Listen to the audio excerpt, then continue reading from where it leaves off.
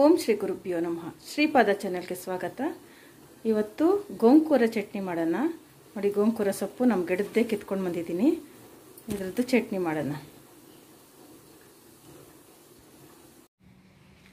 ನೋಡಿ, ಸೊಪ್ಪು ತೊಳೆದು ಕಡ್ಡಿ ಎಲ್ಲ ತೆಗೆದುಬಿಟ್ಟು ಬರೀ ಎಲೆ ಮಾತ್ರ ತೊಗೊಂಡಿದ್ದೀನಿ. ಇದು ಇಷ್ಟು ನೋಡುವಾಗ ಇಷ್ಟಿದೆ, ಬೇಯುವಾಗ ಒಂದಿಷ್ಟೇ ಇಷ್ಟಾಗುತ್ತೆ. ಗಿಡದಲ್ಲಿ ಸಿಕ್ಕಿದ್ದೇ ಇಷ್ಟು. ನೋಡಿ,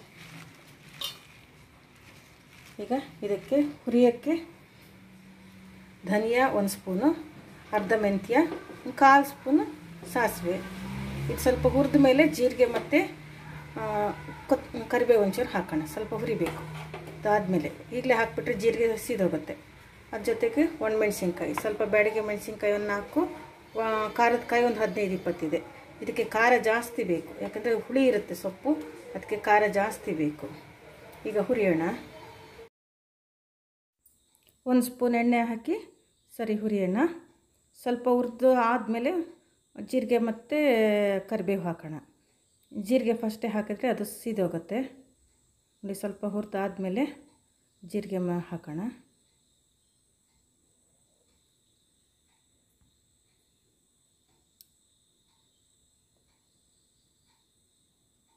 ಈಗ ಜೀರಿಗೆ ಹಾಕ್ತಾಯಿದ್ದೀನಿ. ಇದು ಸ್ವಲ್ಪ ಹುರಿದಾದ್ಮೇಲೆ ಒಣಮೆಣ್ಸಿನ್ಕಾಯಿ ಹಾಕೋಣ. ಮೊದಲೇ ಒಣಮೆಣ್ಸಿನ್ಕಾಯಿ ಹಾಕಿದ್ರೆ ತುಂಬ ಕಲರ್ ಬಂದುಬಿಡುತ್ತೆ, ಚೆನ್ನಾಗಿರೋದಿಲ್ಲ. ಈಗ ಒಣಮೆಣ್ಸಿನ್ಕಾಯಿ ಹಾಕೋಣ. ಹಾಕಿ ಸ್ವಲ್ಪ ಹುರಿಯೋಣ.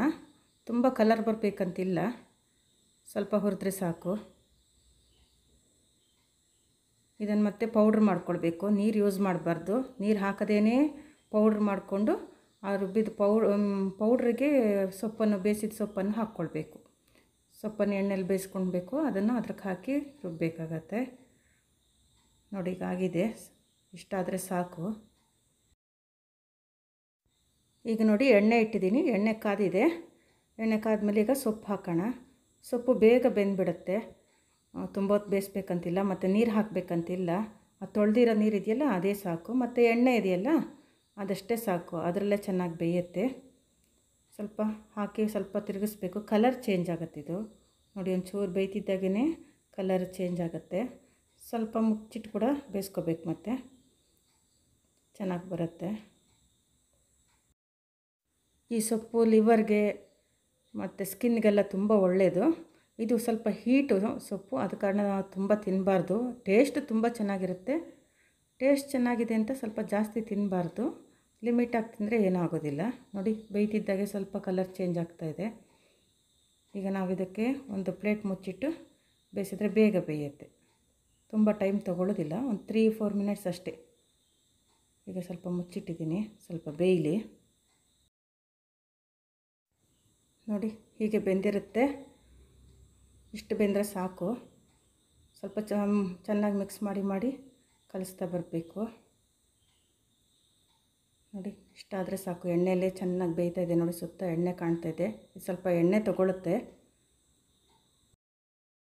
ನೋಡಿ, ಆಗಲೇ ಹುರಿದಿದ್ದಂಥ ಎಲ್ಲ ಪದಾರ್ಥಗಳನ್ನ ಮಿಕ್ಸಿಗೆ ಮಾಡ್ಕೊಂಬಂದಿದ್ದೀನಿ.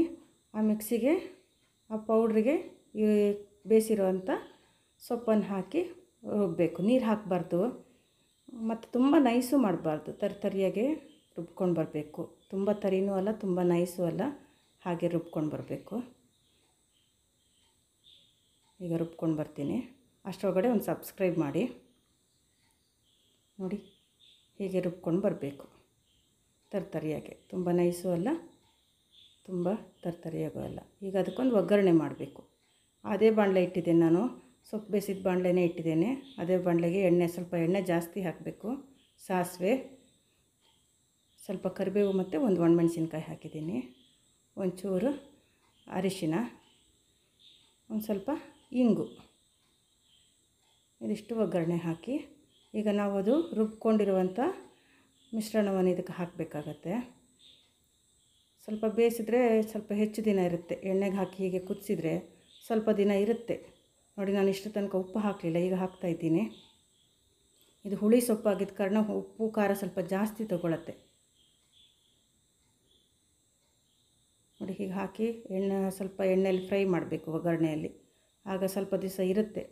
ಹೊರಗೆ ಇಟ್ಟರೆ ಒಂದು 2-3 ಡೇಸ್ ಇರುತ್ತೆ, ಫ್ರಿಜ್ಜಲ್ಲಿ ಇಟ್ಟರೆ 1 ವೀಕ್ ಇರುತ್ತೆ. ಏನು ತೊಂದರೆ ಇಲ್ಲ, ಏನು ಹಾಳಾಗೋದಿಲ್ಲ. ಹೀಗೆ ಮಾಡಿಟ್ಕೊಂಡ್ರೆ ಇಡ್ಲಿ, ದೋಸೆ, ಚಪಾತಿಗೂ ಚೆನ್ನಾಗಿರುತ್ತೆ. ಮತ್ತು ಅನ್ನ ಕಲಸಿ ತಿಂದರೆ ತುಂಬ ಚೆನ್ನಾಗಿರುತ್ತೆ. ಡಬ್ಬಿಗೆಲ್ಲ ಕಲಿಸ್ಕೊಂಡು ಹೋಗ್ಬೋದು. ಮಧ್ಯಾಹ್ನ ಲಂಚಿಗೆ ತುಂಬ ಚೆನ್ನಾಗಿರುತ್ತೆ. ಒಮ್ಮೆ ಟೇಸ್ಟ್ ಮಾಡಿ ಹೇಗಿದೆ ಅಂತ, ಮನೇಲಿ ಟ್ರೈ ಮಾಡಿ, ಎಲ್ಲರೂ ಕಮೆಂಟ್ಸಲ್ಲಿ ತಿಳಿಸಿ ಹೇಗಿದೆ ಅಂತ. ಮತ್ತು ಇವಾಗ ನಾವಿದನ್ನು ಒಂದು ಬೌಲಿಗೆ ತೊಗೊಳ್ಳೋಣ.